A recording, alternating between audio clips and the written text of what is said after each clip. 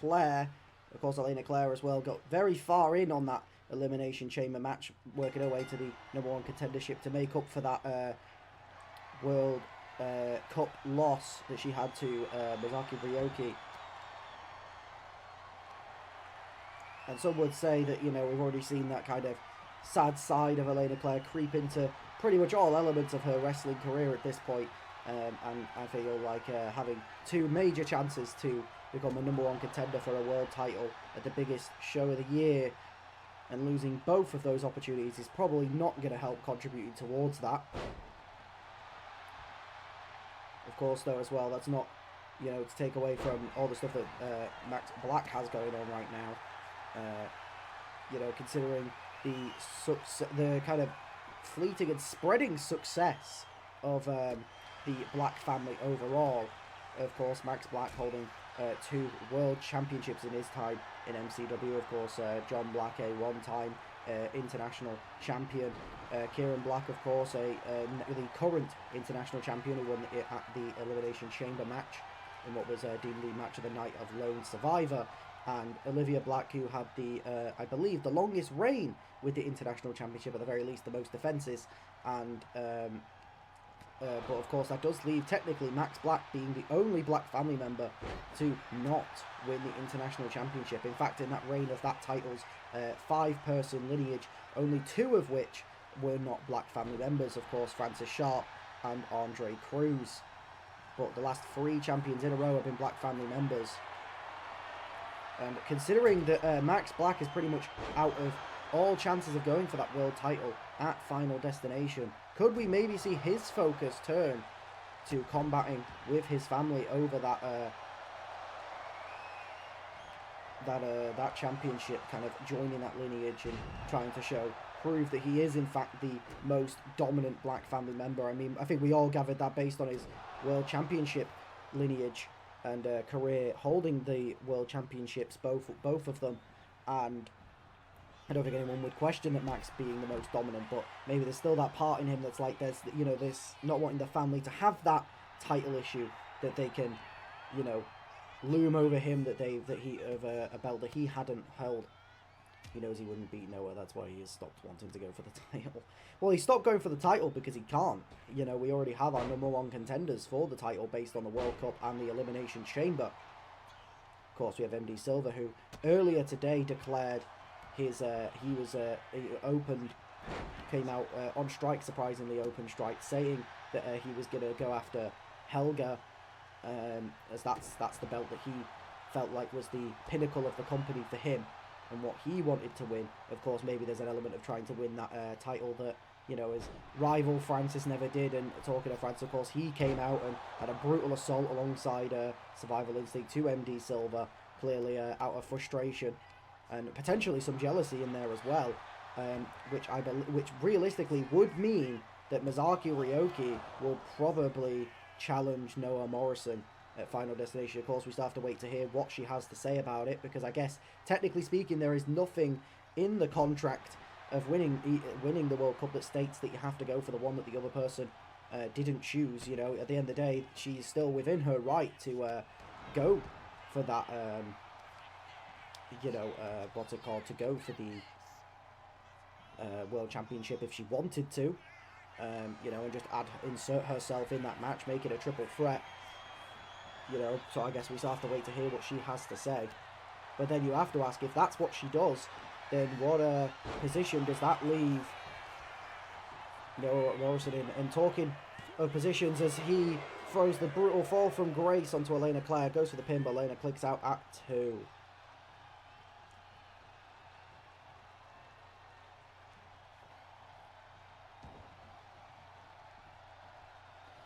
It's been a pretty back and forth fight so far. The super kick there from Elena Claire.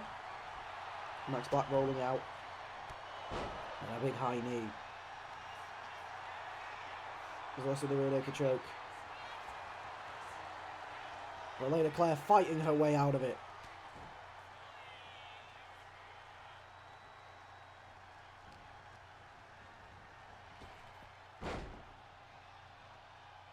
Bringing Max Black over.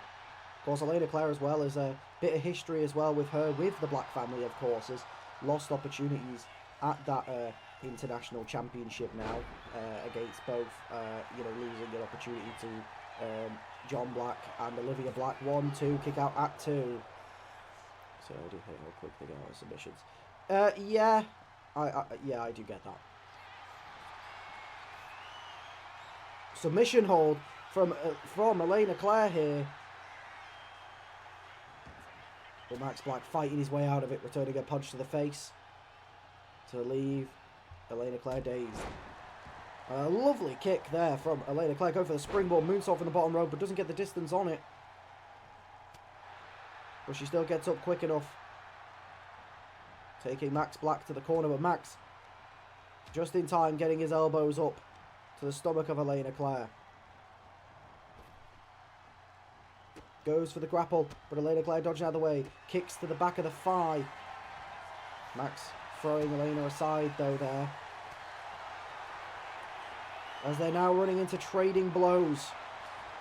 And this has been an incredible match from these two. But, you know, I mean, saying that Elena Claire has a great match is kind of like saying water is wet at this point. But Elena Claire's been pretty much taking all the control in this trading blows here. There's been 2 separate times in this now where Elena Claire has blocked off the arm of Max Black. Max Black returning, but a super kick from Elena Claire, but she goes tumbling down. Trying to crawl her way to the corner. Gets up anyways.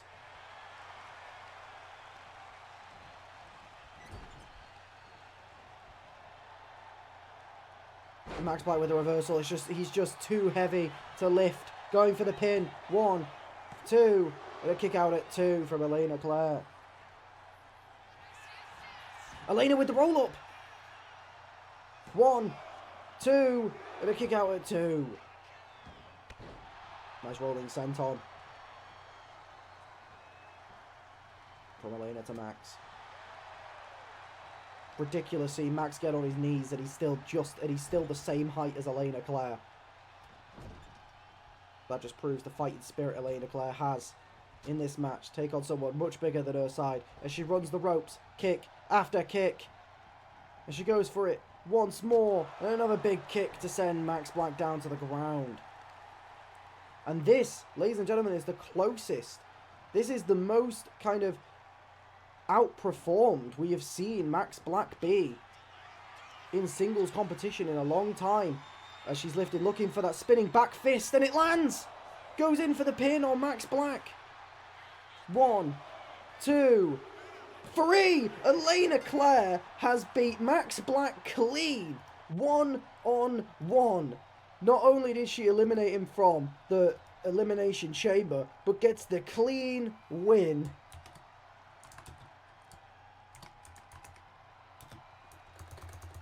Even I got confused. I just started writing Max Black wins out of just pure fucking instinct on the spreadsheet. He didn't. Absolutely incredible from Elena Claire. What a performance. Showing that the elimination on Max Black wasn't just a fluke.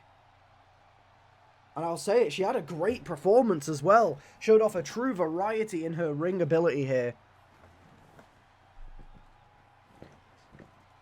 And it's also showing why she was involved in both matches in which the winner would have got a world title shot. Being the only person that was involved in both.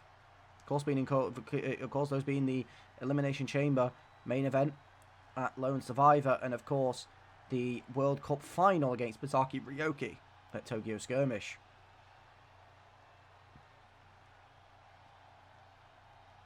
She is one of the most unpredictable wrestlers in the business, but also one of the most consistently brilliant.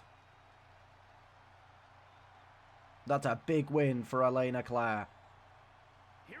Is there any bigger star that she could have toppled than Max Black, sorry.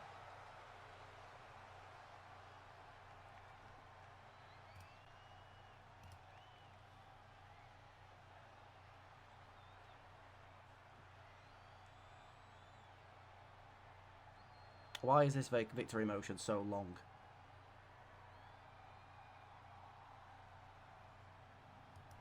Like, just hurry up. It's taking too long. Like, hurry. There we go.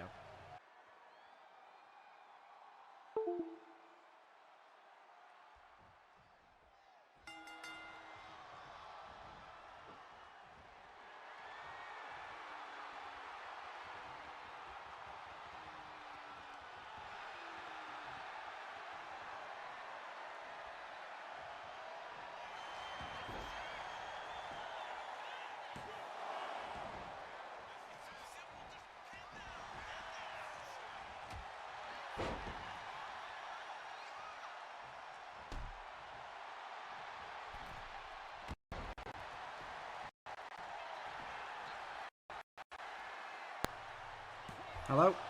Hello, hello, hello. There we go. Apologies, my mic fucking completely unplugged. So I had to like readjust it because I think the wire was just in the wrong position.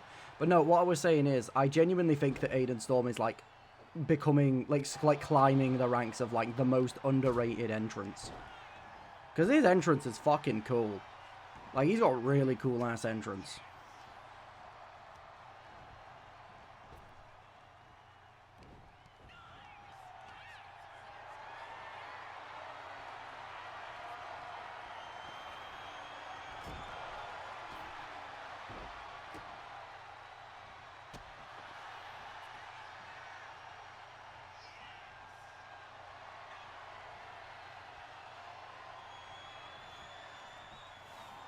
Oh.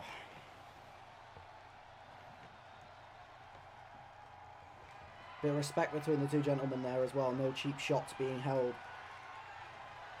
As Earth calls for a split up on the count there. Aiden Storm gets the elbow up.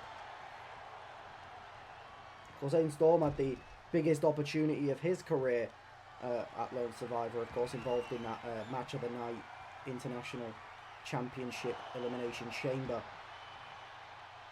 Of course, I believe that he was eliminated first or second, I think, which was unfortunate for him, but it's still a major opportunity for him regardless. You guys really have great outfits. I feel like I got a long way to go for. The thing is, mate, at the end of the day, it takes time. Like, you know what I mean? Like, it takes time. With my stuff, I have the benefit that I can make all of my custom entrances. Because, custom logos, sorry, because I do graphic design. I've been doing graphics since I was like 10. So, like, I have that kind of experience where I can make the custom images for all my characters needed, which definitely helps a lot. And the submission maneuver locked in there. But Owen O'Rourke kicking Aiden Storm off. Aiden Storm with a reversal, though, returning the punches into the chin of Owen O'Rourke. Going for the springboard, coffin drop. Going for the pin. One. Kick out at one from Owen O'Rourke.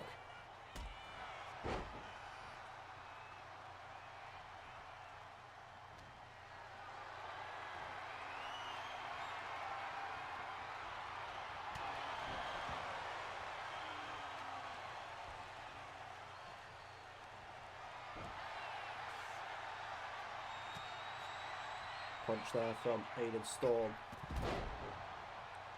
A diving clothesline from the springboard there. Picking Owen O'Rourke up. Oh, getting a kick to the gut. Into the Claymore. Goes for the pin. 1, 2. And a kick out at 2 from Aiden Storm. It wouldn't have been the first time we see Owen O'Rourke win very fast with a Claymore from out of nothing. But Aiden Storm holding on. Coffin drop from the top rope.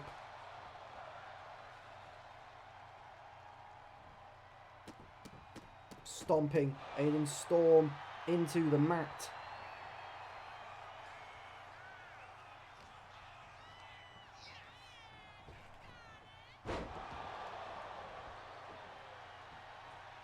As he's now going top rope, is he going to go for that big elbow?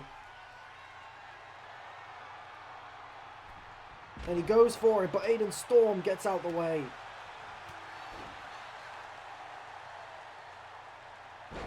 And then snapping the leg backwards.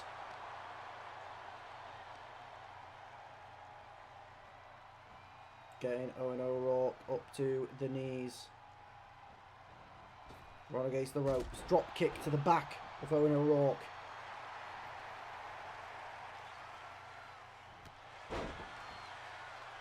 Diving forearms. And goes for a coffin drop, but honestly went for definitely the wrong side of the ring there. But locks in an armbar submission, but the referee calls for the rope break.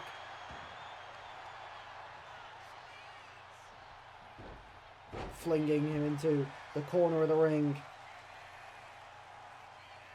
Drops the elbow, face first. As he stalks Owen O'Rourke. A lovely twisted maneuver there to send Owen O'Rourke back down to the mat as he goes in for the cover. 1, 2, 3. A big win for Aiden Storm as he takes down Owen O'Rourke. This has been a night of surprises so far. I tell you what, if Annika beats Olivia in this next match, we might severely have to start looking into the fact of its opposite day.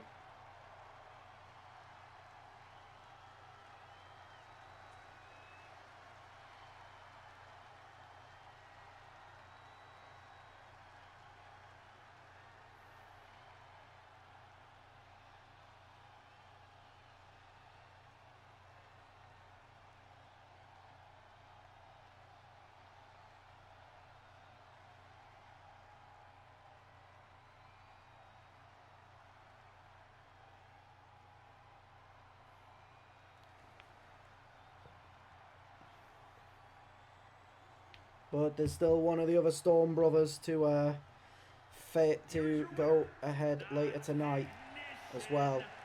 As in 2 matches, Ty Gavin Storm will be taking on former MCW World Champion Marty.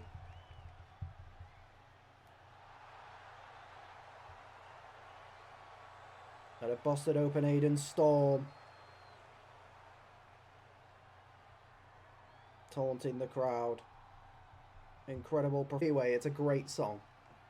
Don't disrespect, I love it, man. Also, it makes me realise how fucking many themes that I handpick for this fucking fed. Because I've now realised, yeah, that obviously you've got all my calls that I pick the themes for, right? Obviously. I've picked 2 of MD Silver's themes. I picked Vixen's theme. I picked out fucking Olivia Black's. And I'm pretty certain I picked out John Black's newest one as well, like the current one. Because I know it kind of came from organically me and John fucking around on like a voice call, but I'm pretty sure I'm the one who actually suggested to actually make it John's theme.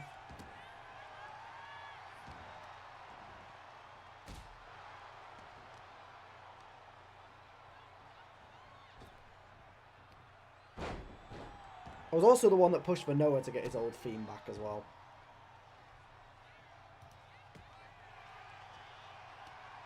But like, I retrospectively ignore that in my head because that didn't happen. I had all the themes picked. Then my Xbox yeah, John told me. You need to not worry about it. Honestly, you have more than enough time to recreate them. Like, you've got at least like 2 to 3 weeks. Honestly, like it's not gonna be anytime soon. Because I need to wait on the belts to get finished. I need to update the website and stuff. I've already made it clear that we're getting like a kind of bit of a rebrand for season 2, where things are going to be bigger and, well, not bigger, but like they're going to be better and more easier to manage and stuff like that. You know, with like a new appearance and stuff. There's going to be the awards stream for the end of year awards. We've got like, you know, obviously depending on my situation, I may have to move,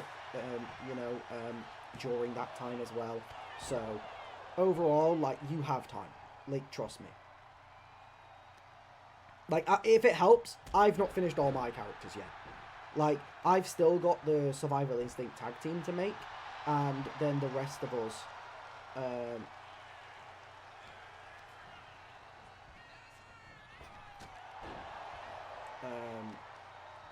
what's it called? And then and there's still like the ones that I have created. I'm still kind of working on. you know, the final tweaks and making them better and stuff. Because, like, I've made Francis, I've made Diego, I've made Leon, and I've made Mazaki. But there's some of those I'm still working tweaks on. The only one that I can 100% say is 100% finished is Mazaki. Mazaki's 100% done. I don't see myself changing anything with her. The stunner from Olivia going for the pin on Annika. 1, 2, and a kick out at 2. Olivia trying to make an example of Annika, it seems, trying to end things very fast. But no, like, yeah, Mazaki's 100% finished. I would like to believe Diego's finished, but there is, you know, but it's like there's certain things, like, to be honest, it's mainly just taunts, and then maybe if I can be asked getting around to it, maybe a slight change on the jersey, but that's about it. He's pretty much done. You know, Leon is maybe done, but there's like still some things like I'm open for changes on him, so it's like that's just if ideas come to me, then maybe. Francis, it's just some tweaks on moveset that's left really. His like overall look and stuff is finished. I mean, unless I can find one of his tattoos again that he's missing, because he's only missing one of his tattoos. If I can find that, then he'd be 100% finished. But I think he's just gonna have to go without it because I can't fucking find it anywhere. So, and a diving stunner from the top rope from Annika. Moving Olivia away from the ropes here. Going in for the cover. 1, 2, and a kick out at 2 for Olivia. But no, so yeah, there's some final touch-ups on the moveset and stuff for Francis. And stuff like that. And then there's the tag team I haven't made at all yet. Like, their moveset won't need much changes because I already know what the moveset's going to be. And the sleeper locked in.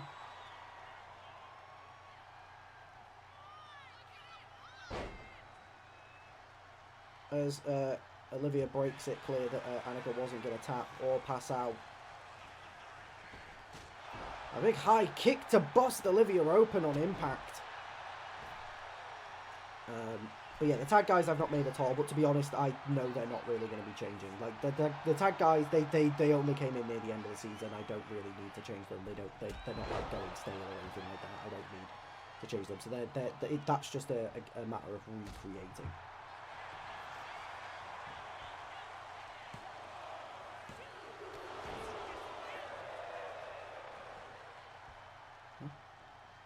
Oh, that explains it. MD, I was so confused then for a minute. That really fucking confused me. I was like, what's going on there?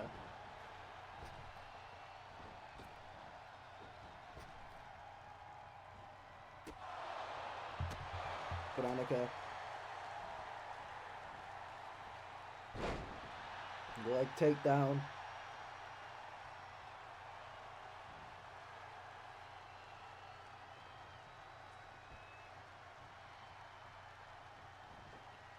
I'll be honest as well, MD, you scared the shit out of me there, because all I saw was bank notification. I was like, oh, for fuck's sake, what's taking money out now? And the Superman punch from Olivia, going for the pin. 1, 2, 3. And Olivia Black picks up the win against Annika. Clearly in her pursuit to try and get back that title that she lost at Lone Survivor. And maybe that could be the end of the Miracle wins.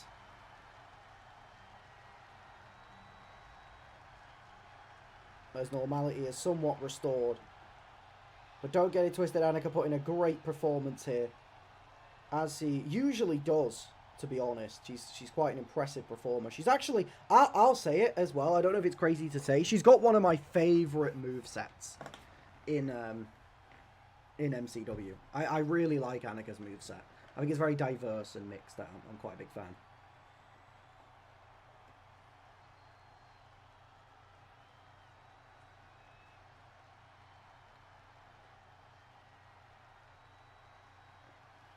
Joe, that's a good question for you guys in the chat, actually. Out of all the MCW wrestlers, who's got your favourite moveset? If you want to say your own, it's fine. I get it. I have a bias to my characters. Because mine is Diego. But mine's Diego mainly because I think it's the best moveset for the character. Because everything makes so much sense. Like, it being all kick heavy and stuff like that, it's perfect for his backstory and who he is. It's so perfect.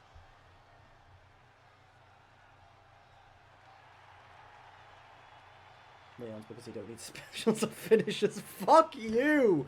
Fuck you! You don't have to fucking... You don't have to... Alright. Now we have Gavin Storm versus Marty. It's a big opportunity for Gavin here if he can topple a former world champion. But you do have to ask if Marty's mind is going to be elsewhere, considering the hyper focus that he's had on Diego Barbosa lately. I don't understand why Marty has a fucking hole in his pants. I don't get it. Why are his pants so glitched? What's happening? Really takes me out of his matches. What the fuck was Marty doing there? Are we sure Marty's gone back to being sober? Because there's things I'm seeing that ain't making sense for a sober man.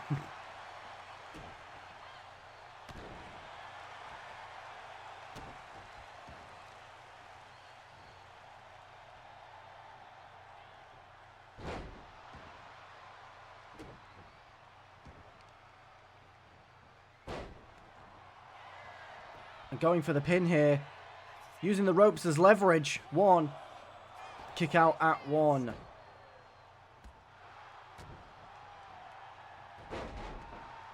And of course, realistically, you get these two men in the ring. And if you were talking about, you know, which one of these men is the, you know, the better wrestler in terms of just pure, you know, American wrestling and, you know, what you come to know of it. And, you know, you would easily say Gavin Storm, but the unpredictability that Marty possesses is something that always can make him a favorite in any matchup. I mean, of course, you know, it was so long ago at this point that it's easy to forget that Marty was the first person to ever beat Max Black. But then Marty kind of filled those shoes himself when he lost to a certain person who shall not be named twice and lost his title in that fashion.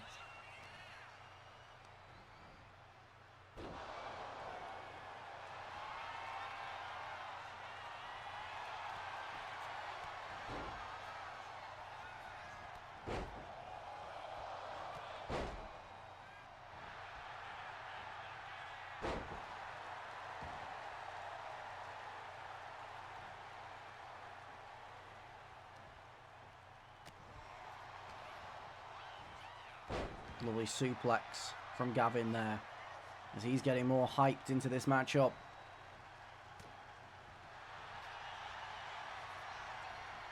Locking in the submission now. Referee calls for a rope break though. Maybe Gavin needs to work on his positioning there. We're going for the cover right after. 1, 2, and a kick out at 2 from Marty.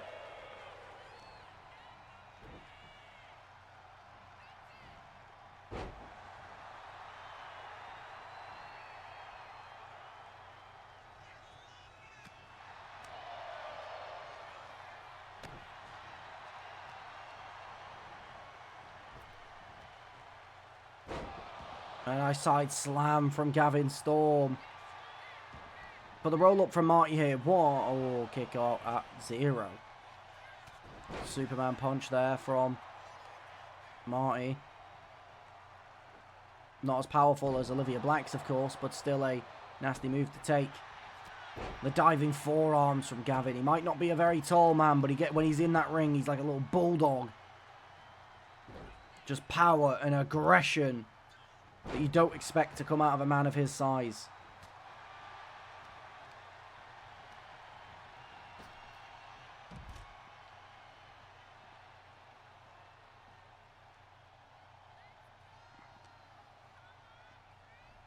You know, you've heard of the British Bulldog, get ready for the Canadian Bulldog. Or Italian if it's the World Cup. When World Cup time comes around, he's Italian. Every other day of the year, he's Canadian. A lovely suplex from Gavin there. Flattening out Marty, as he locks in the submission. This could be huge here. There's no ropes for him to grab, and Marty taps out to Gavin Storm. It's an absolutely incredible win in the bag for Gavin Storm. Both of the Storm brothers, it took a while for both of them to properly hit the ground running after the tag division and the tag team split. But it looks like they're both finding their form here tonight.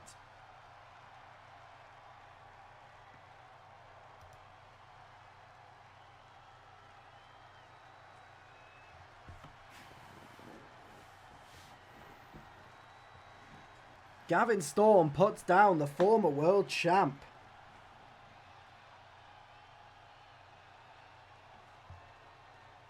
And, you know, could you maybe say that the, you know, with this being the few build week to Final Destination, that maybe they are, you know, trying to show their talent off more, trying to secure theirs. Everyone is fighting for that position to be able to get featured on the card of the biggest show of the year in MCW. It looks like the wrestlers who have maybe not had their form at the best recently are now bringing their... For those interested, John Cena just tweeted about, you know, Will Cruz being in NXT, and he tweeted out, he's big, he's bad, he'll body slam your dad. Let's go. Even, you know what? John Cena, maybe I was unfamiliar with your game. Even though it's definitely just a social media manager. Going for the pin early, of course. But you have to ask, will Wayne Evans' focus be entirely there? I mean, he is a guy who, you know, some could maybe argue was put in that World Championship position slightly earlier than he expected to be. So maybe could the lack of experience in those high positions affect his mentality in this match, meaning that, you know, he could be going in there with making a bit more, you know, a bit more rash than he would normally be. Whereas Doug Foster, you know, he's had the experience. He's been around for, you know, since the very beginning of MCW. Of course, you know, he's still been looking for that singles glory, of course. But if he can beat Wayne Evans here, it's truly a big stamp of opportunity for Doug Foster. Springboard moonsault from Wayne Evans there. Nice PR told him to say that watch the rose. Yeah, he definitely did. 100% he told him. But it's still funny.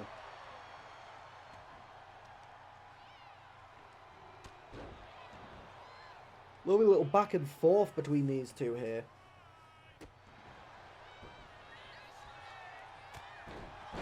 Enziguri from Wayne Evans going for the pin early.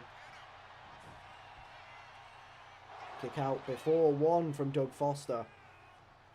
And we know this about Doug Foster. He's someone who will fight until the very end. Wayne Evans overshooting his springboard attempt there. As Doug flings Wayne Evans over to the corner of the ring and a big splash.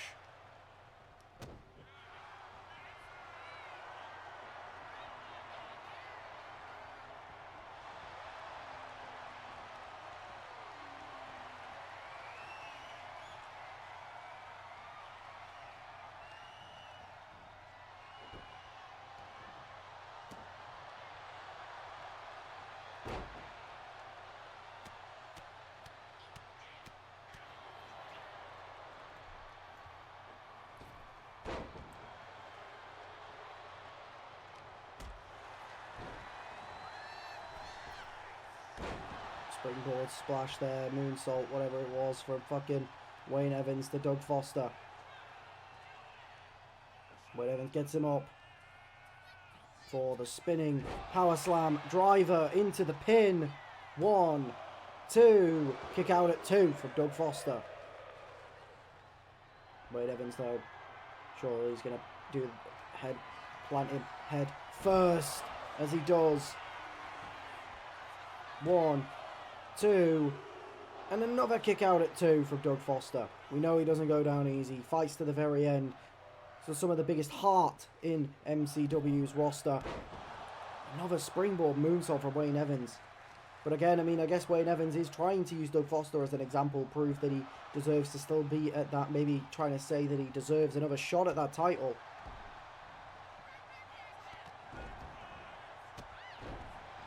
Rolling stomp to the chest.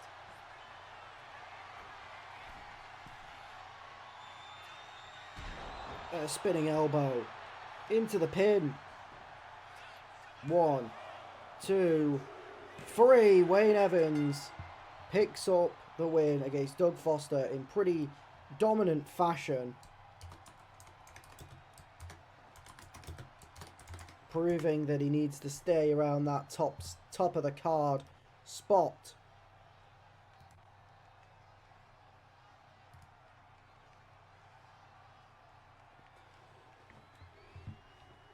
Oh god. Whoa.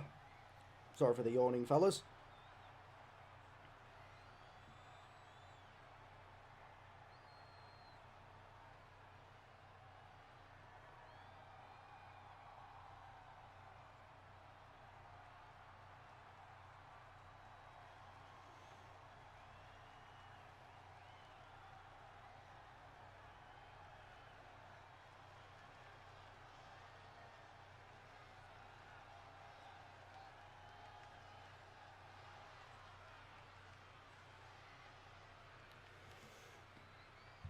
Your winner, Wayne Evans celebrating his win.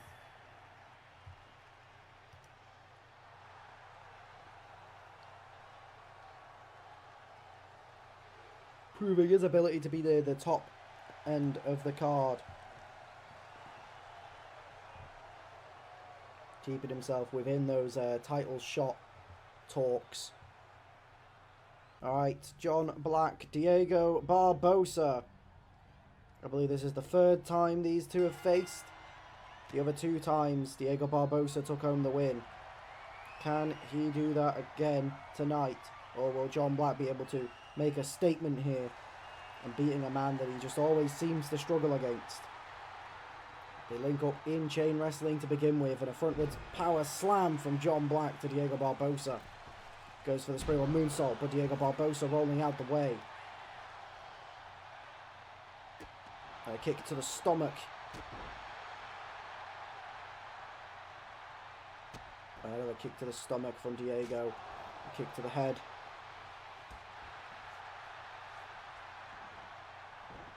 Goes for a stomp on the ankle, but John Black moving out the way.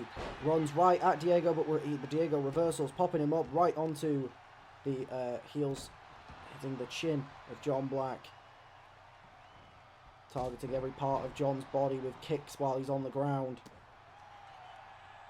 John pushing Diego off, creating some space between the two. As he goes to take Diego into the corner, but Diego getting the elbows up.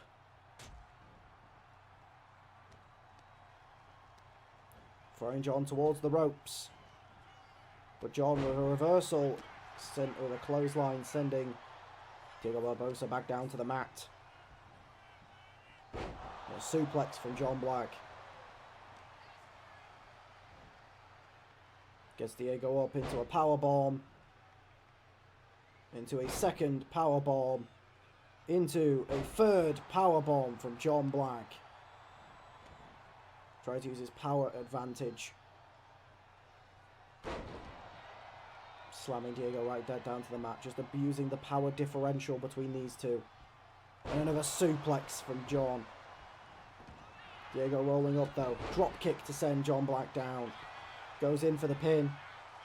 1. Kick out at 1 from John Black. John is such a weird MCW story. How so, John? Like specifically, what do you mean? Using the ropes as leverage there.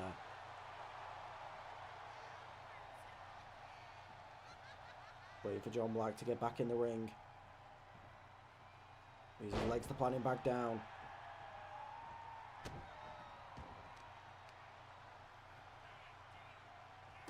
Kick to the stomach. Springboard moonsault to John Black now. Diego Barbosa fully in control as things stand at the moment. A stomp to the chest. Diego Barbosa looking for the penalty kick. And it lands. Throwing John Black towards the ropes. Into a Pele kick. An incredible sequence from Diego Barbosa. Goes for the pin here. 1, 2. And a kick out at 2 from John Black. For anyone associated with him. It just shows what great of a mentor he is. Goes for the kick while he's in the corner, but John Black moving out the way, taking advantage of Diego Barbosa, with kicks to the back of the head of John Black, trying to keep the momentum in his favour. Trying to use the speed advantage to keep John Black at bay. Stop him from getting a good run at the moment. And it's a counter into a lovely little super kick from John Black.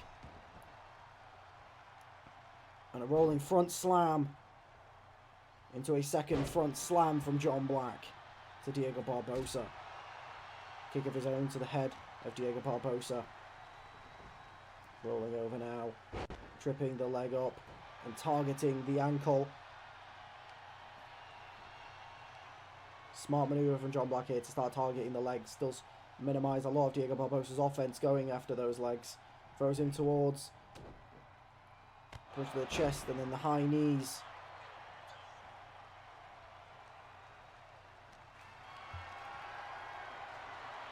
Got Diego up as he's setting him up for the pile driver.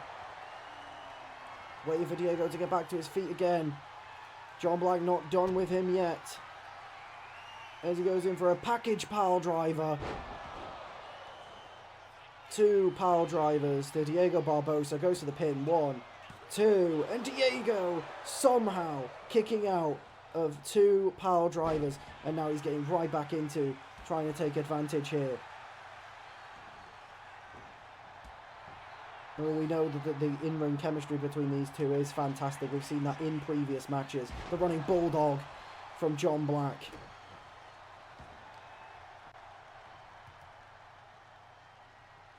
And a slam right back down to the mat. And John Black running towards the corner here.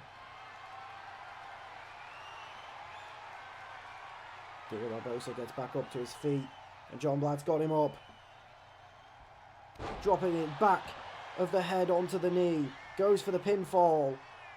1, 2, and a kick out at 2 from Diego Barbosa.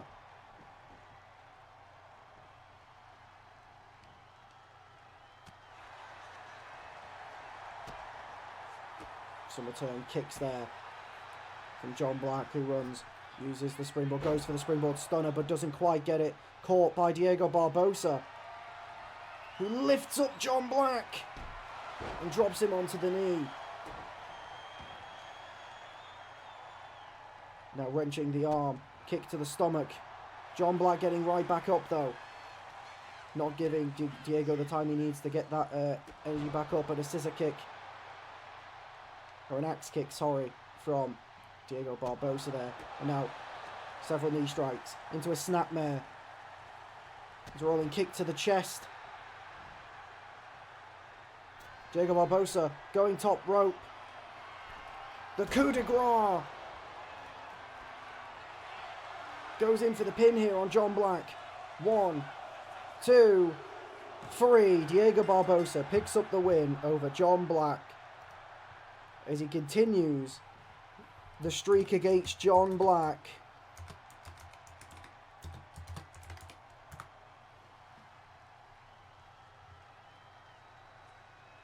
As he picks up the win there,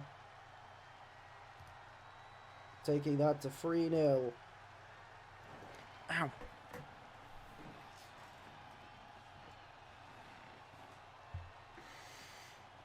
The fucking, like, finisher signature sequences between the two of them, though, were actually really fucking good in that match. But it looks like John Black continues to have a white whale in the name of Diego Barbosa.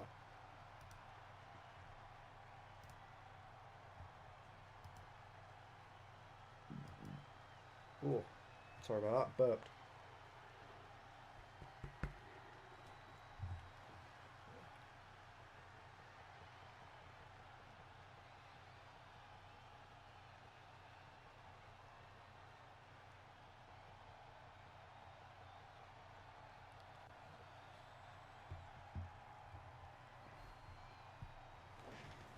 It was that misplaced thought. It definitely was. Yeah, I think that cost him 100%, because the moment, because it was all the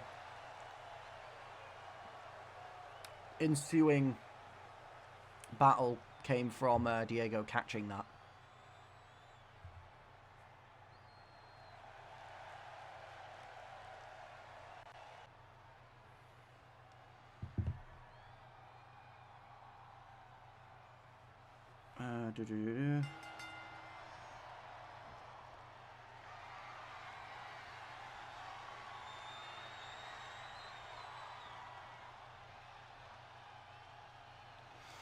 There we go.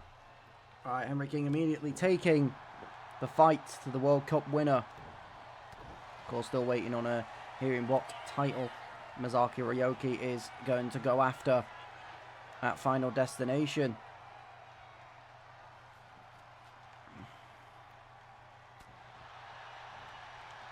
Also, MD, if you're still in the chat, do me a favour and open DMs real quick.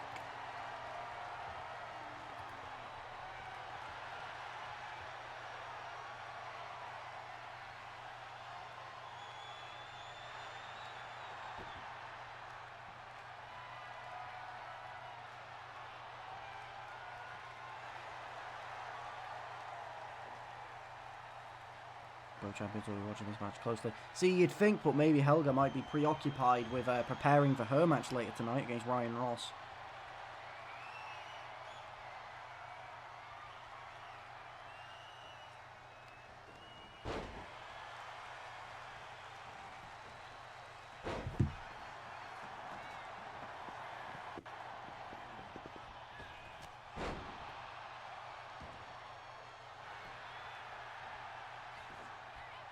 One, going for the pin early, but Masaki kicks out at one.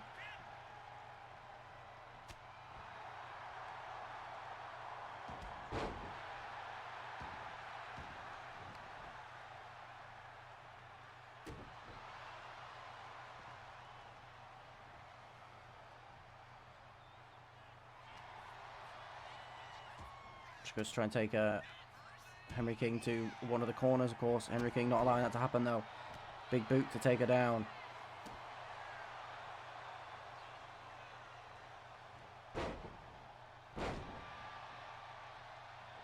Goes for the stomp.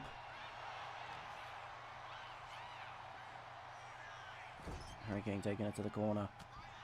But Masaki Ryoki fighting her way out of it. Pressing towards the ropes. And a big back body drop. Masaki, bottom rope springboard moonsault.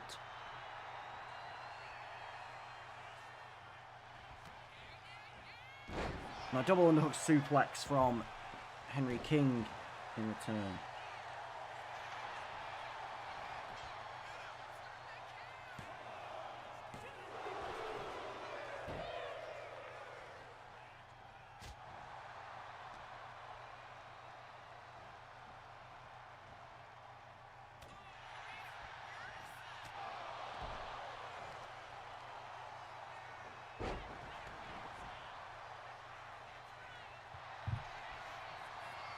Locking in the submission on Masaki Ryoki here, but Masaki getting out of it.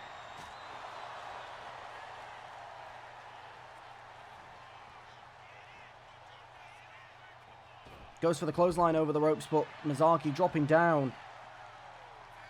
Sending Henry King crashing to the outside. And she hits a Kamagoye on the outside of the ring.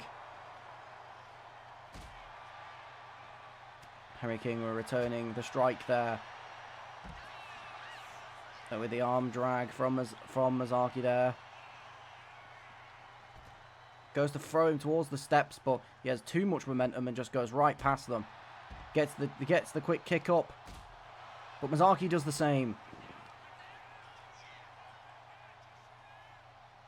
Going into a high knee.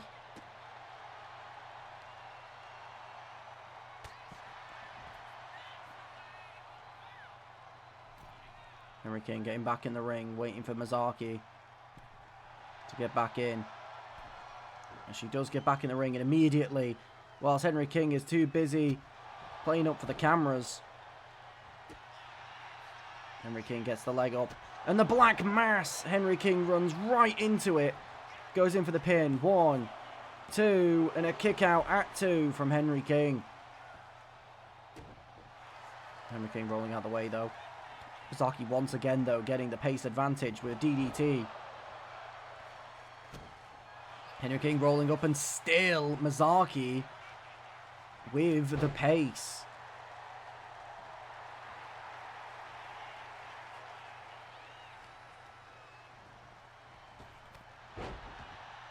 And the need to take him down.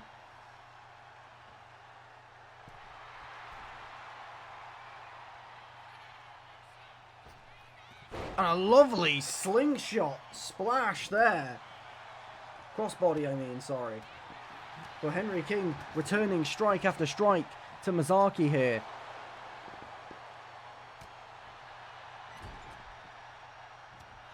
Masaaki gets the elbow up.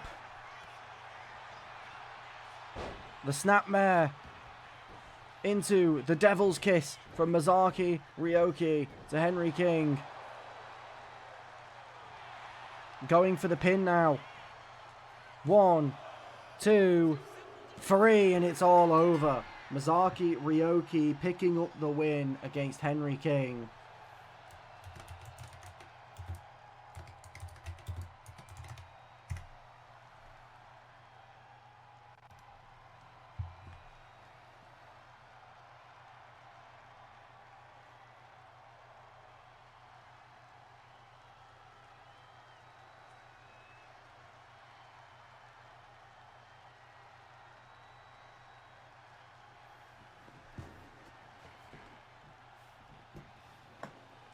Ooh.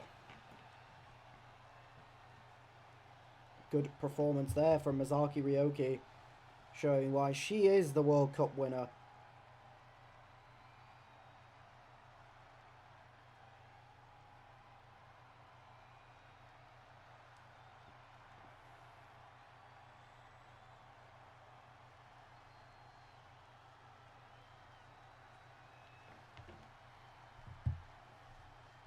That's a very solid opening for Clash to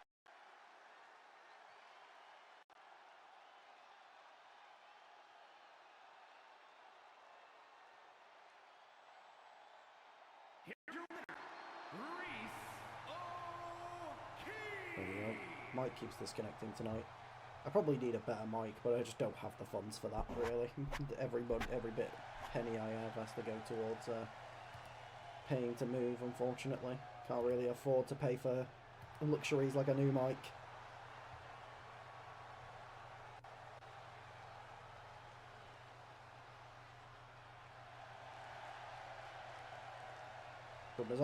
Okay. The Fallen Rock City Stars. These tornado tag matches are always hectic, but you could argue the Fallen are pretty much the goats of this type of match style. Of course, I think they've only ever lost one tag match in their history.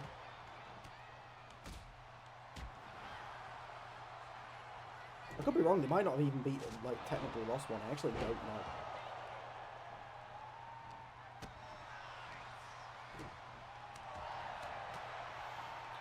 Elbows to the stomach of Jack Collins. Star Mania can't get the full distance on that knee before Reagan Knight comes to assist her tag partner. And just the in-ring cooperation between Jack Collins and Reagan Knight is absolutely impressive, as they continue to impress on a regular basis. Rock City Stars looking relatively impressive to begin this match out, though, as Stan Mania throws Reagan Knight out of the ring and then puts Jack Collins into the corner. See, a very smart strategy here from Stan Mania, trying to create space, trying to, you know, force the Fallen to be in a sense of urgency. Oh, a miscommunication. Brian Sawyer punches Stan Mania in the face, but it doesn't do too much to affect Stan, who's there immediately to throw Jack Collins back into the corner and then immediately takes Reagan Knight off his tag partner. Super kick from Brian Sawyer to Jack Collins. Chops to the chest from Stan Mania. Reagan gets it, but throws Stan Mania into the rope, but Brian Sawyer's right there to help out the tag partner. And Rock City Stars looking quite strong to start this one out, throwing Jack Collins to the outside of the ring. Reagan Knight gets right back up.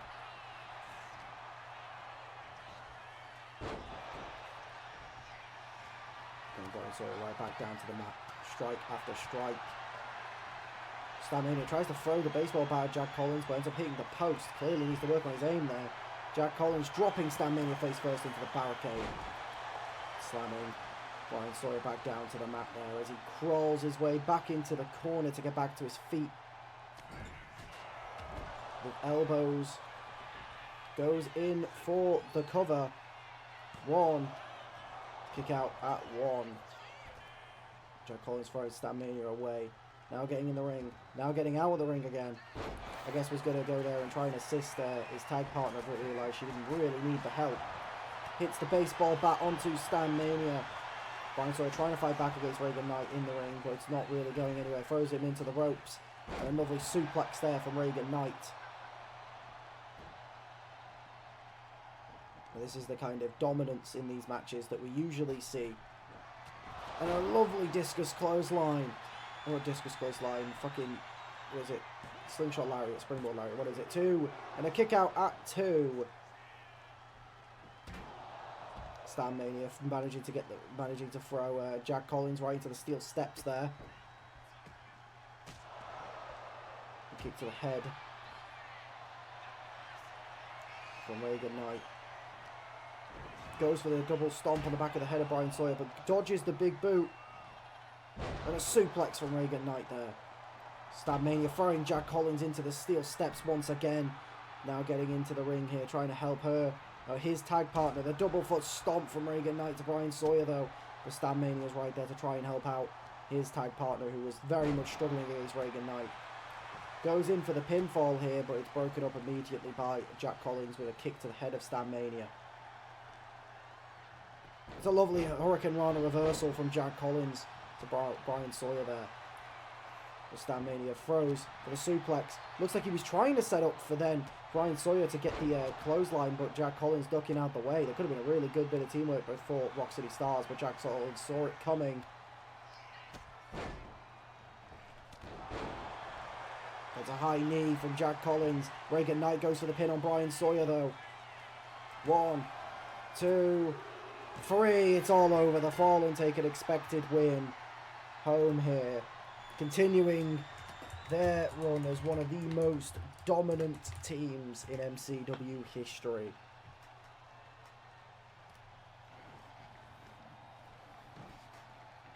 Did he use the Bush Knuckles? I didn't see that.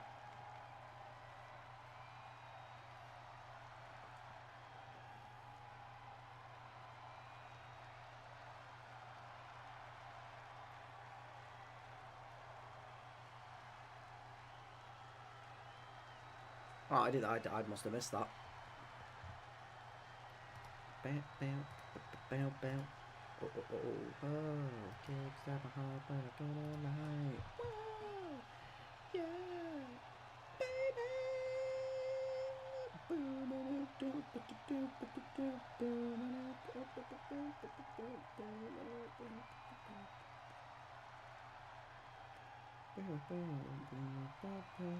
Here are your winners, Jack Collins and Ray Knight. The Fallen stand tall. Once again, a common sight. Here we go. Emily Hamilton versus Eric Revenant.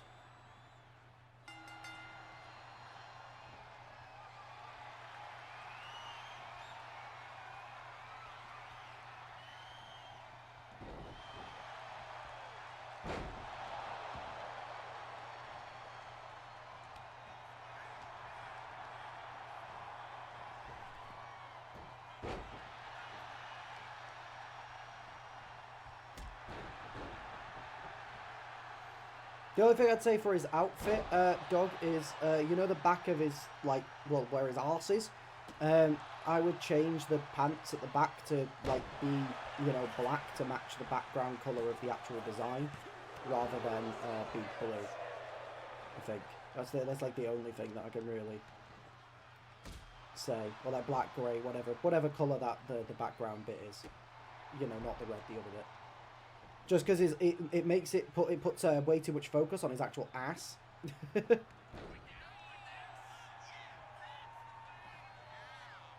other than that, it looks great.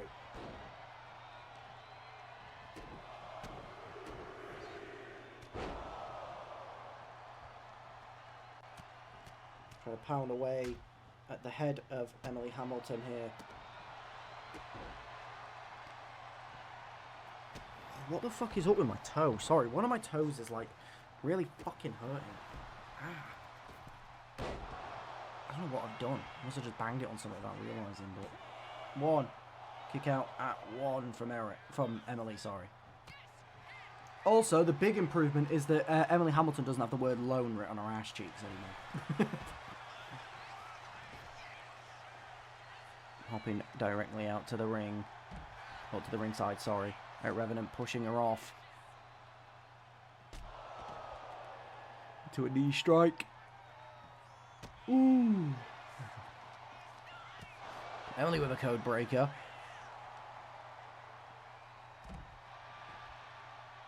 Dropping the legs to the midsection.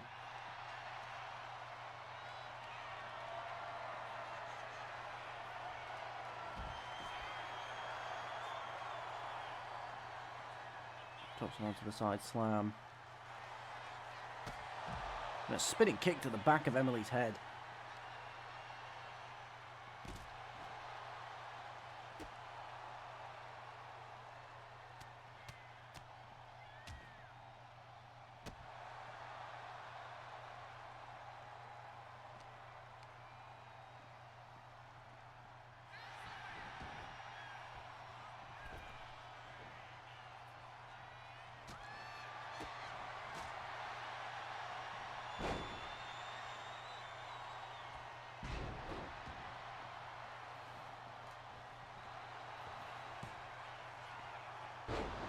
With a DDT there for Emily Hamilton. She does her springboard moonsault from the top rope. It lands. She goes in for the pin here. 1. Kick out at 1 from Eric.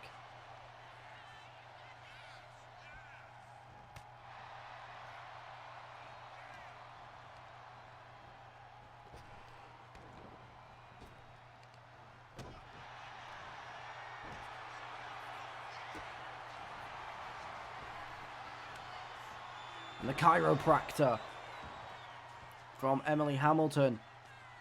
Moving Eric Revenant away from the ropes. Goes in for the pin. 1, 2, and a kick out at 2.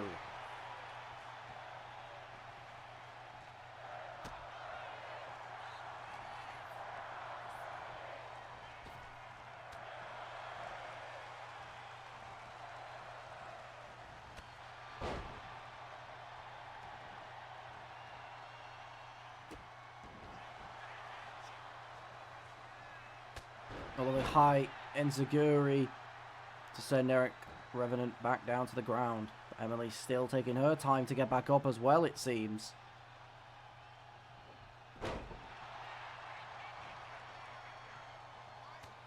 Eric Revenant getting himself back into this match now.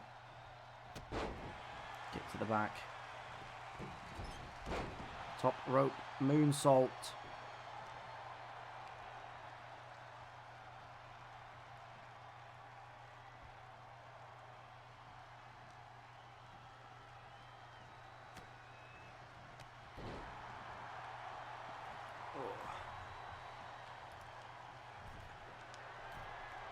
Has John disappeared? Because he's not even on the fucking viewers list anymore.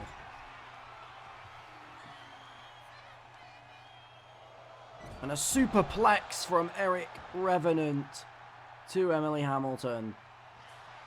Runs in for the pin now. 1, 2, and a kick out at 2 from Emily Hamilton.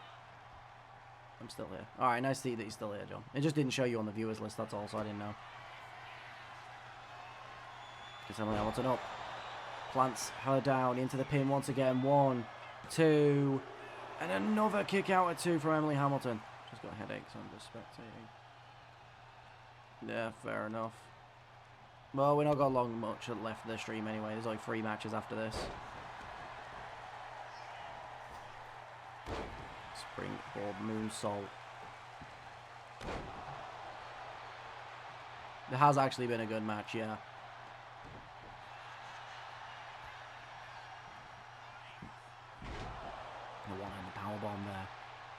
Emily Hamilton pushing Eric Revenant off.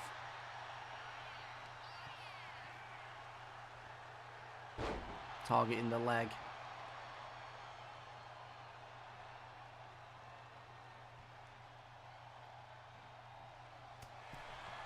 Big punch. Headbutt there from Eric Revenant, trying to create space, allowing him to get back into the ring. Goes for the pin. 1, 2, 3. Eric Revenant winning with a regular headbutt. That's unfortunate that it ended so anticlimactically. But Eric Revenant picking up the win against Emily Hamilton. It was a good match despite the ending.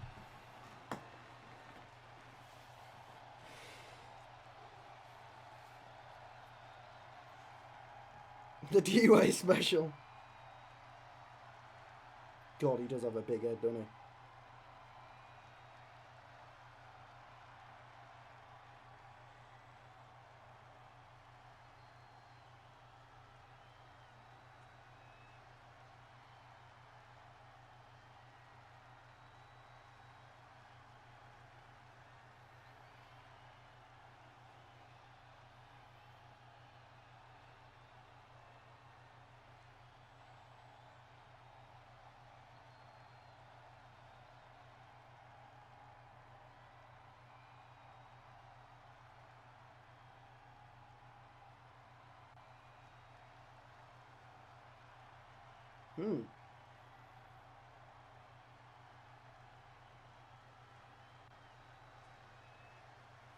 Hold on. Is that right?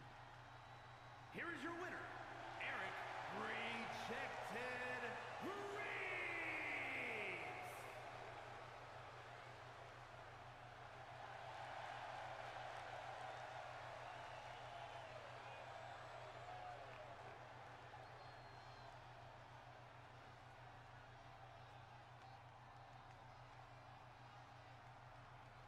Here we go, DUA taking on MD Silver.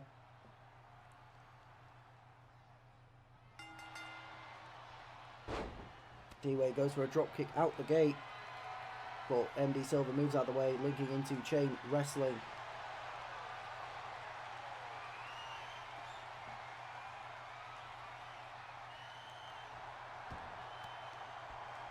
MD Silver taking the advantage, locking in the headlock, down on the ground.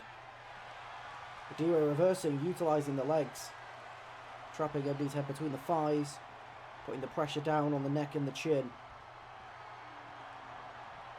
See, the smartest thing the DUA could probably do in this match is target that midsection of MD Silver. And you pretty much got that layup from Francis earlier tonight. MD Silver getting out of it with a lovely kip up, but a swinging neck breaker from DUA to get out of it. 1, 2. Is DUA's forehead bigger than even MD's? MD's not got a big forehead. Dropping below. MD sent clashing to the ref by DUA. More chain wrestling linked up here. DUA pushing MD to the ropes. But MD with a cheap shot. A big suplex from MD Silver.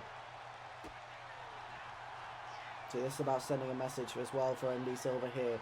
Try to send proof to Helga that she needs to hold that belt tight come Final Destination. But also sending a message to Francis Sharp that despite being cowardly jumped, that he will not let it get to him and won't let the cowardly actions of Francis Sharp stop his rise and goal of World Championship glory at Final Destination. And being able to win after that attack would prove to everyone, including Francis, that he's not going to get put down that lightly. And snapping the arm of DUA now. He is not letting up whatsoever. Raining punches down to the forehead, and that is it's a big target to hit, that's for sure. Dropping a H-bomb to bust open DUA here. And busting open a head of that size, honestly, the entire canvas of the ring might be red by the end of tonight.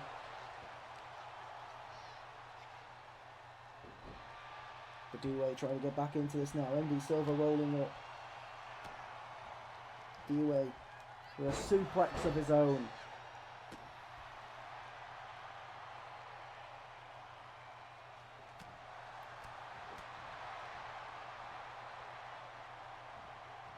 Gets him up high. Big, huge, tall suplex from D-Way. Lifting MD Silver to his feet. Strike after strike. MD left dazed in the center of the ring. Need to take it back down to the mat. Picking him up once again. Goes for a strike, but MD catches it. And gets him in a roll up here. One. Kick out at one from D-Way.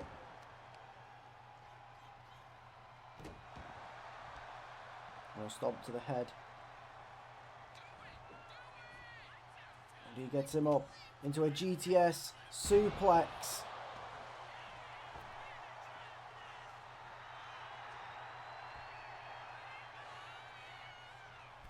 D-Way up to his feet. Slingshot kick. Oh no, he's going to the corner. And he's going to be looking for that torpedo Moscow. And it hits. Goes for the pin on D-Way. 1, 2. And D-Way kicks out. MD Silver can't believe it. It's one of the most devastating finishes in MCW. And D-Way's kicked out of it. I will say D-Way said that he'll have a podcast after this show. I'm not quite sure that he's going to be in the right position to do so. At the very least, he might be doing some random ramblings. Doubt he'll be able to put together a coherent sentence of how much blood loss he will have had in that head of his. But regardless, he's still fighting back. But the strikes of MD are becoming too difficult for D-Way to handle. Well, maybe I spoke too soon as he rolls and gets the quick kick to the midsection. But MD returning with a kick to the thigh. He gets him up into a suplex. The forehead pushing the blow.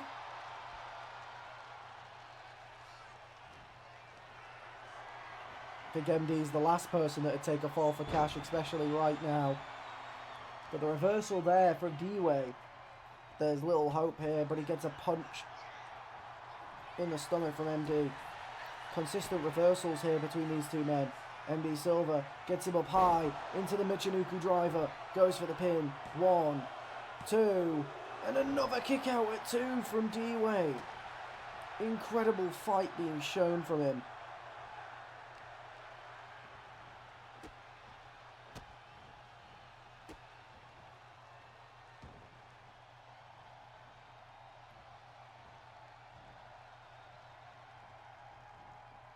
But no, it looks like he was going to go snap the arm, but instead drops the knees to the back of D-Way.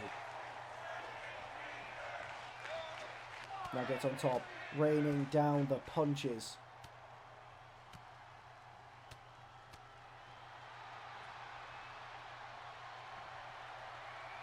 Waiting for D-Way to get back to his feet.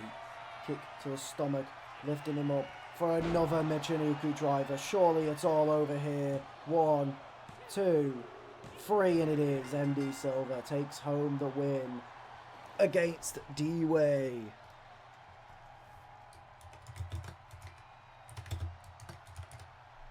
But D-Way put up some incredible fight there. He was in it till the very end.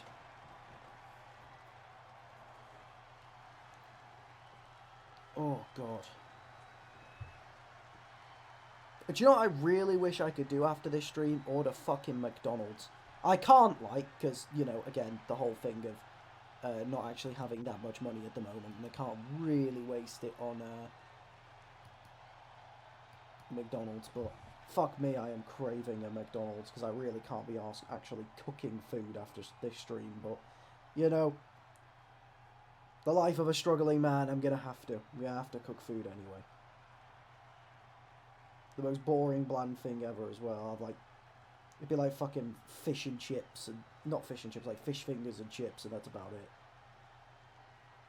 Kind of all I've really got in, to be honest.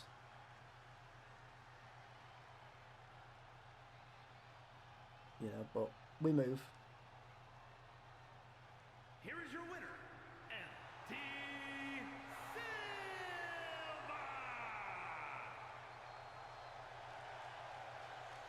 You know, hey, we never know. Maybe one of these days I'll be able to afford a fucking takeout again. Right. Ryan Ross takes on world champion Helga. Of course, it's a non-title match, so even if Ryan Ross does knock off the champion here, he will not hold the gold.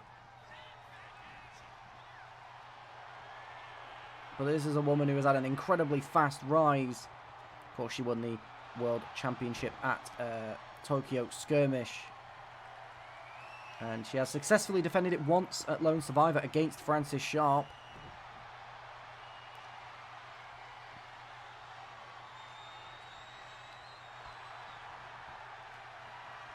At the chain wrestling, Ryan Ross takes advantage now. Fucking toe still hurts, man. That's going to be the other thing that's going to suck about having to fucking cook, is my fucking toes hurting. I'll probably make noodles, actually. Less bending down, my back is hurting. I have to bend down to the oven to put shit in the oven.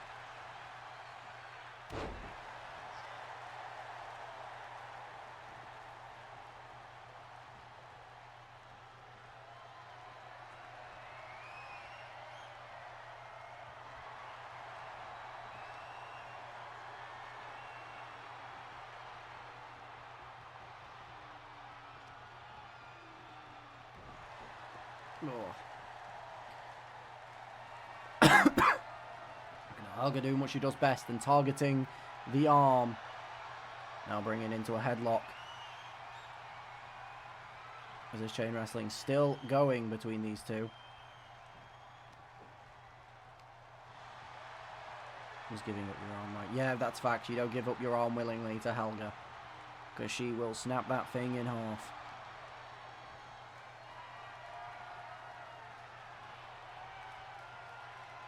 Also, I don't even know what to call you, but like I just always call you D-Way. So D-Way, do me a favour, will you message me after stream, please? Because I need to discuss something with you, but I completely forgot to tell you about it, like before stream. But I know I'll also forget after stream to actually message you, so if you remember to message me.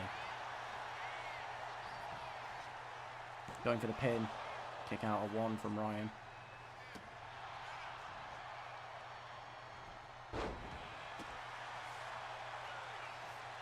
Because I know John always calls you Belle, but like I didn't really know you as Belle, to be fair.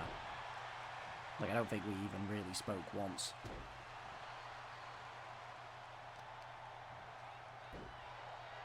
Like we might have done, but I don't remember.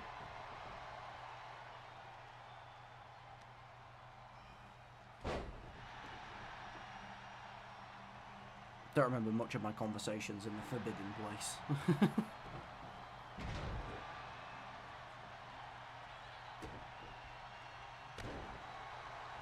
Ryan Ross dropping the elbows onto Helga.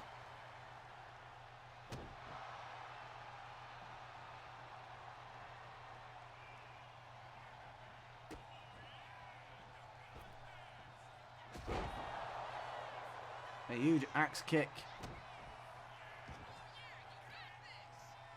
from Ryan Ross as he climbs up, surely looking for the splash. And he goes for it, but Helga dodges out the way. Oh, that's not what you want to see. Submission maneuver locked in from Helga. Ryan Ross, though, managing to fight his way out of it. Move that leg above the head. Stop it from hooking him. Get a couple punches in. Goes for the super kick to the chest. Hits it. And then drops low for a slap. But Helga with the reversal. And a running bulldog.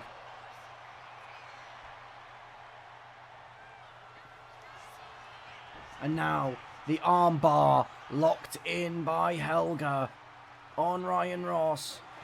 A referee calls for a rope break. I think that's honestly very generous from the referee to Ryan Ross. From my perspective, that didn't look anywhere near the ropes, in my opinion. We're going for the pin right after anyways. 1, 2, and a kick out at 2 from Ryan Ross. He still has a chance here.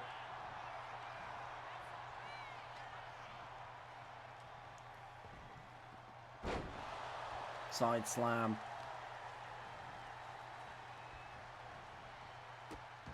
Now stomping on the hand and the fingers of Ryan Ross. Again targeting the arm. Breaking the back of Ryan Ross now. And a drop kick from Helga.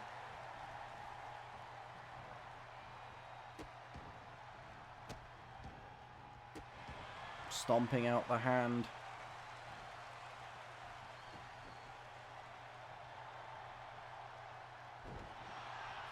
Goes for the elbow drop, but Ryan Ross moves out of the way. Ryan Ross throws her against the ropes here. Goes for a power slam, but Helga wriggles out of the grip. Kick to the gut. Lifts Ryan Ross up into a power bomb position, taking him to the corner, looking to drop him face first on that top turnbuckle.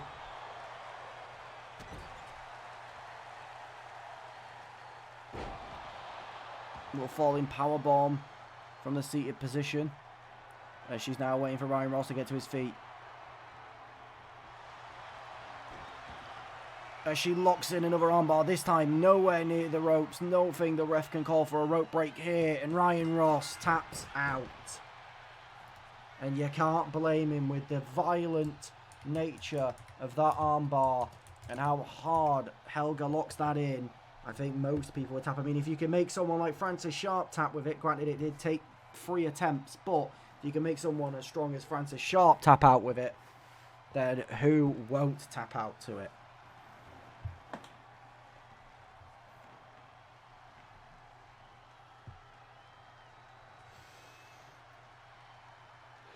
As Helga picks up a win over MD Silver's former faction partner, technically meaning now that Helga has actually beaten both of MD Silver's former tag partners in MCW. Anyone that he could have called an ally, she has beaten, and I think that's a good way for her to show that she acknowledges MD Silver's challenge at Final Destination. And showing that she has no intention of dropping that title.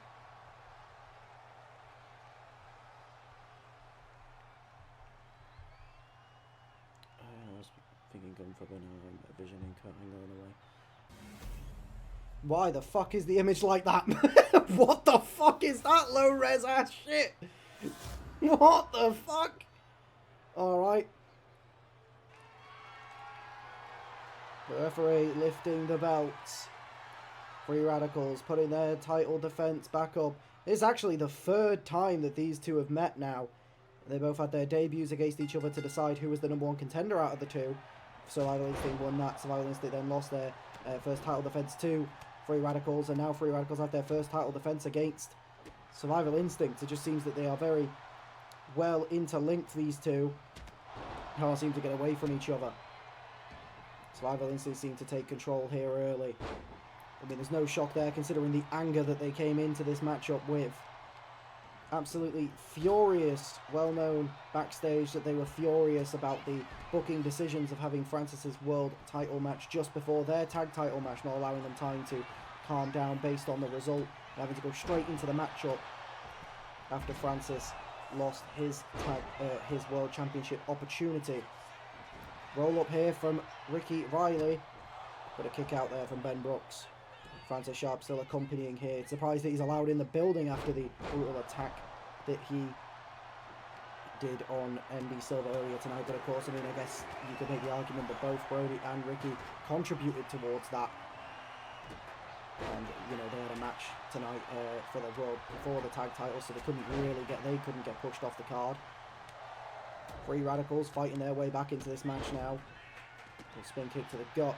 A little discus forearm to Kari Kelly to help out Brody Norrie. Brody Murray going for the big boot. Taking down. Did retrospectively also take out Ricky Riley there. Doesn't seem like there's any bad blood about the miscommunication there between these two. But to be fair, I mean, if Brody Murray had clotheslined me in the back, I don't think I'd be saying much about it either, to be honest. But he repays a favour anyways, helping him out by going for Corey Kelly there. Going in for the pin now. 1. Kick out at 1 from Corey Kelly. Corey Kelly with the roll-up on Brody Murray here. 1. Kick out at 1 from Brody. And the Pele kick there from Ben Brooks. Now targeting the knee of Ricky Riley. And the springboard moonsault from Corey Kelly to Brody Murray. Both Survival Instinct stunned on the ring. Weaponry being brought out. Francis Sharp looking to try and gift Ricky Riley the kendo stick, but Ricky not noticing it. Not getting out of the way of the knees from Ben Brooks, going for the pin. 1. Kick out at 1 there. For Free Radicals taking full control of this match at the moment. Trying their best to defend their titles. Goes for a drop kick, but Ricky Riley pulls the referee in the way to prevent it. Brody Murray throwing Corey Kelly over the ropes to the outside. Ben Brooks trying to get Brody Murray into the corner, succeeds in doing so, but Ricky Riley going to come and help his tag partner, but notices Corey Kelly get back into the ring. But Corey Kelly with the springboard to stop Ricky Riley from using the kendo stick. The roll up here from Brody Murray. 1, 2, and a kick out from Ben Brooks there. And a big boot. Turn forearm. Goes in for the pin on Brody Murray. 1, 2, and a kick out at 2. Ricky Riley gets back to his feet, but Corey Kelly taking advantage again. Ricky Riley can't seem to get any space in this match whatsoever. Brody Murray flinging Ben Brooks off. Ben Brooks returning though, throwing Brody Murray into the unprotected turnbuckle. I have no idea what's going on here. Corey Kelly and Ben Brooks working together on Brody Murray. Brody Murray getting back up into a big sit-out power bomb on Ben Brooks. 1, 2, and then kick out at 2 at the last possible second. Brody Murray thought he had it won there. Thought he had the tag titles back over the shoulders of Survival Instinct. Ben Brooks with the reversal. Ricky Riley keeping Corey Kelly occupied on the outside. And a Hurricane Rana from Brody Murray. Impressive. Ricky Riley getting the kendo stick out, hitting over the back of the head of Corey Kelly. Goes for the running knee, but Corey Kelly rolling out of the way. Throwing Ricky into Francis. And Francis throwing Ricky into the ring to help out his tag partner. I mean, that's the kind of leadership that, you know, you really want from a leader of a faction, is try to make sure that they're doing the right thing to help the rest members of the faction. And the one-handed power bomb from Brody Murray. And Brody Murray keeping Corey Kelly stuck in, keeping her occupied in the corner of that ring. Going for the pin, 2, and a kick out at 2.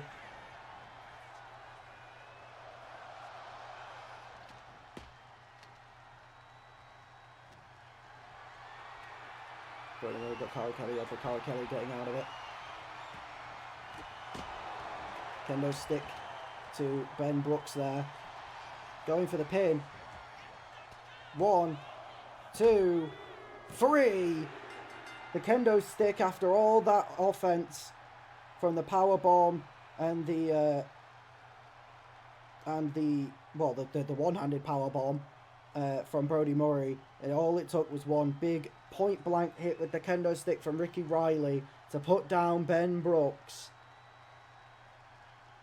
As Survival Instinct regain the tag team championships And I think that you could definitely put some credit there to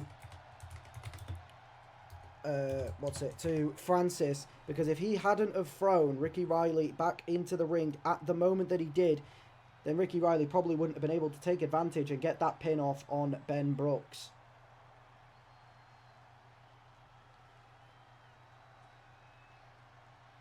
So Francis Sharp doing what he can to ensure that Gold gets back onto the shoulders of Survival Instinct as they become the first ever two-time MCW Tag Team Champions. I will say Survival Instinct would have probably won that ages ago if like there wasn't a bunch of shit that was just getting in the way. Here are your winners. Because it looked like a lot of moves were getting blocked off. But they snatch Tag Gold back off the referee.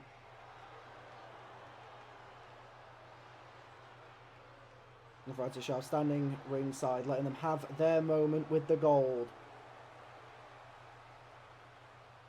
As they are once again MCW Tag Team Champions.